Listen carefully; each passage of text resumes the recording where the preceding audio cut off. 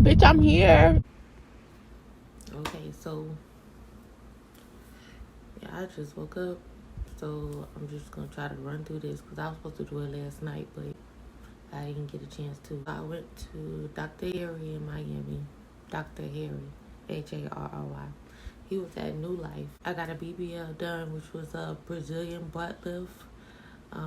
It is $5,500. That includes the Lipo 360, the butt lift, the cell saver, and the faja, which is the garment you have to put on after you get your surgery. So I'm gonna just take you to my pre-op. Got to New Life at around 9. I checked in at 9:15. They did the corona testing. They pricked my finger, immediately sent me back to my car to wait for it to come back negative or positive. It took 15 minutes. Once my test came back negative, y'all, I literally stood out there for over an hour just to get in the building.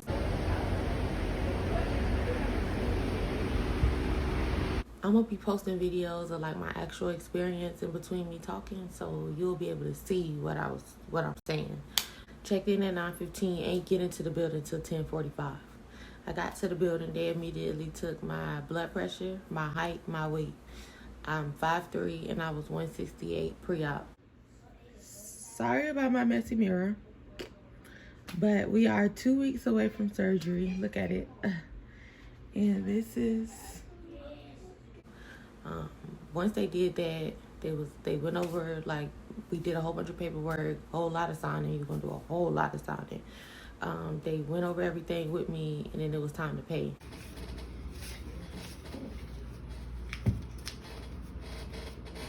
I got a text message that night. They were saying my surgery time was at 11:30. I'm gonna put the text message in this video too, so you can, see what kind of message you're gonna get.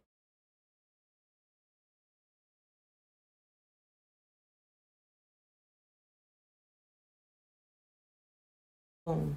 Fast forward to Sunday. I'm nervous as fuck. Like, tomorrow is the big fucking day of mine, y'all. I was so scared. Like, I kept pushing my surgery back. My original date was in March. My second date was in May. I didn't get surgery till June. I was just like very fucking scared. Like, so scared. Like, I was thinking of the worst, and that's one thing you don't want to do. Boom, back to the surgery part. They called me back around 1:15. They gave me some paper panties, a paper gown, and a paper hat to put on.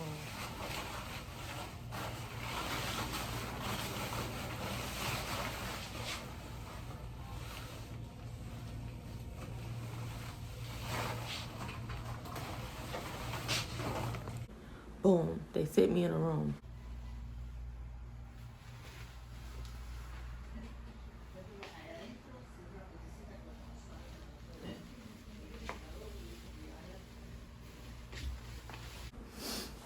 Waiting again. Boom, Dr. Harry come get me. And he like, okay, I'm gonna mark you up. So I'm like, cool, boom. I did not show him any wish pictures. So I know girls be like, oh, I want wish pics. I want to look like this person. I want my body to look like this person. Oh, this is how I want my body to look. I'm just here to let y'all know, your body will not look like nobody else's body. Everybody's body is different. Everybody, sometimes the fat rejects. So all of the fat they put in you don't even stay. Every fat above my waist, I just want it gone. Okay? Don't leave nothing. Like, for real, for real. As far as my butt, anybody know me know I always had. I did not want no big Jurassic booty. Like, that shit ain't cute to me. I didn't want it. I did not want no big ass hips. And I expressed that to him. I told him I don't want a big booty. I don't want big hips. I literally want to be snatched. I want it to look like Robin been in the motherfucking gym. Okay? That's what I wanted. I was very, very detailed with what I wanted. Don't go in there letting them tell you what you want and how you want your body.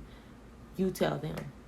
I feel like it's important that I say that because on my pre-op, when I first met Dr. Harry, I walked in, pulled up my shirt, and then he hands me this card and he says, is this how you want your body?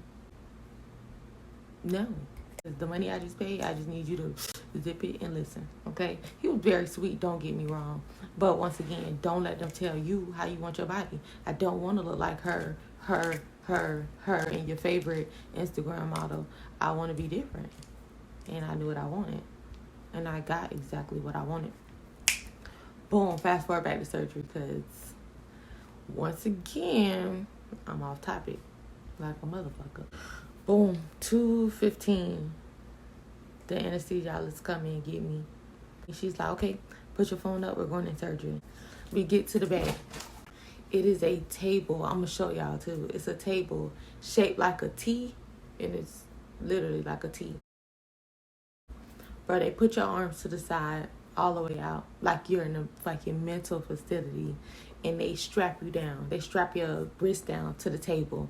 Strap your feet down. So I'm like, what the fuck? Take my blood pressure while I'm strapped down. So I'm like, hopefully my shit ain't high because I'm fucking nervous. Now y'all done strap me down.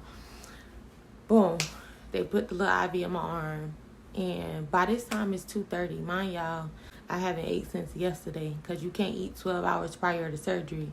So I stopped eating at like 10. I ate like 9:30, 10 o'clock-ish. And it's now 2:15, 2:20 the next day.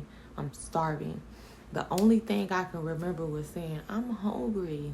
And she said, I can't get you nothing to eat, but I can put you to sleep. And I was like, out of it after that. That's all I remember. And what I want to address is the fact that they said it was going to burn when you get your anesthesia. I ain't feel no damn burning. And I was so nervous about that. So don't listen to everybody. And it didn't even feel like I just went out of it. Like I felt myself gracefully going to sleep.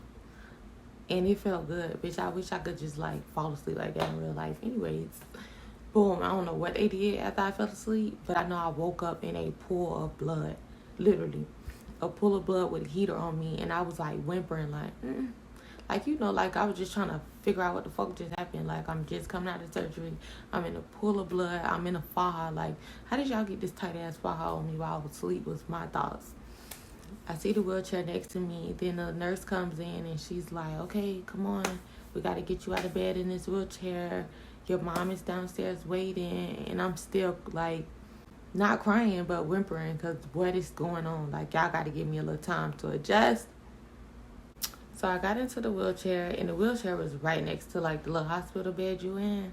And I just felt like it took an hour for me to get from the bed to the wheelchair. Like, everything after surgery feels like so long. So they took me downstairs. As I'm walking, I just see all of the girls that's about to get surgery at pre-op just staring at me. Didn't give a fuck I was in pain. Get me out of here. Go downstairs. They take me downstairs. I see my mom. I'm, like, pointing at her, like, that way to get me to her. One thing about it, when you get picked up, just make sure you have something soft that you can lay down on in the back of your car, because you will feel every crease, every hump, every rump, every zigzag, every bump in a row on your way back. Seriously, I felt everything. My hotel was only 6 minutes away from the surgery facility, and it felt like 60 minutes. I'm going to speed it up now. Boom, we got back to the hotel. On the bed, I had the shower curtain down so I didn't mess up the sheets, blah, blah, blah. You have to wake up every hour on an hour to walk so you don't get blood clots. It was very painful. I could not use the bathroom by myself. I could not get up by myself. I could not walk by myself. I could not do any of that by myself. And what kills me is y'all be on here saying it didn't hurt. Y'all be vlogging. Like, I don't know, everybody take pain different, but I can tell you one thing, I was not thinking about no fucking phone after that surgery. I wasn't thinking about YouTube, Facebook, Instagram, Snapchat, none of that shit. I was just like, oh my gosh. Like, I felt like my body was in a state of shock. Like, this shit is real. The only time I thought about my phone was this video that I'm going to show you.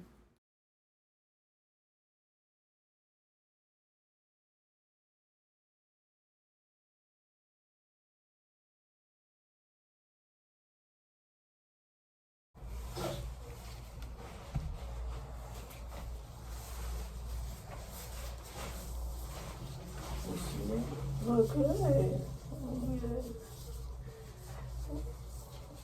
She look good.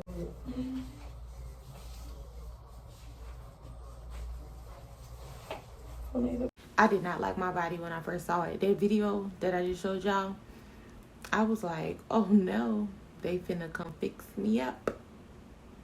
I didn't like it. But what I had to understand was, you're so swollen.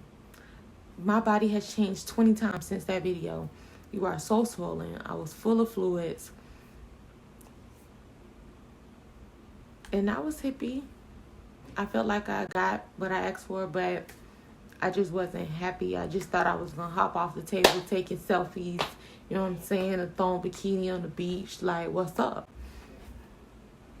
That's not it. This is a long process. Like, the surgery is the easy part. The recovery, the journey afterwards, that's a different story. But you have to be ready for that. And I think I'm going to talk about that in another video as well. Overall, my experience with Dr. Harry was amazing. He was amazing. We talked, we laughed. He made me feel comfortable. I was terrified until I got in his hands. The pain, I feel like, was worth it. I love my body. I love how I look naked. I wish y'all could see me naked, but y'all can't. But I love my shape naked. It's everything to me. Would I do it again? Would I go for a round 2? No. And that should tell you the pain level. It does hurt. Do not listen to these girls saying it does not hurt. It hurts. And it's a journey. But it's worth it. It is worth the journey. So sis, if you want that work done, get it. Get it. It is going to change your life. Get it. Okay? Get it. And if you skip to the end to see my body, fuck you. But you can see it. Here it go.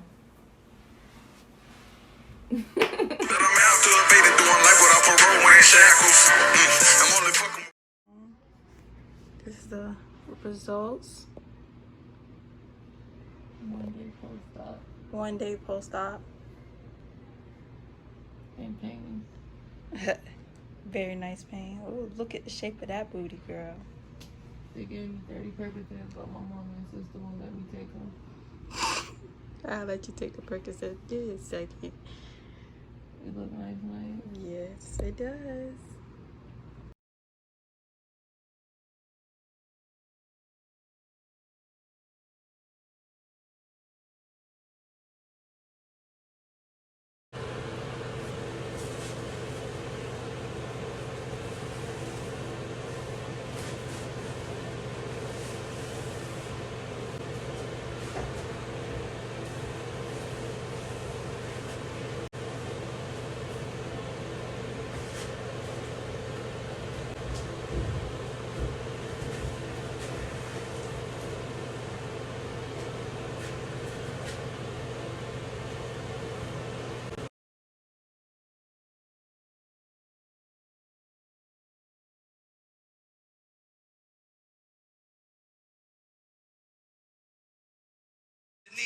The rap Rudolph Valentino.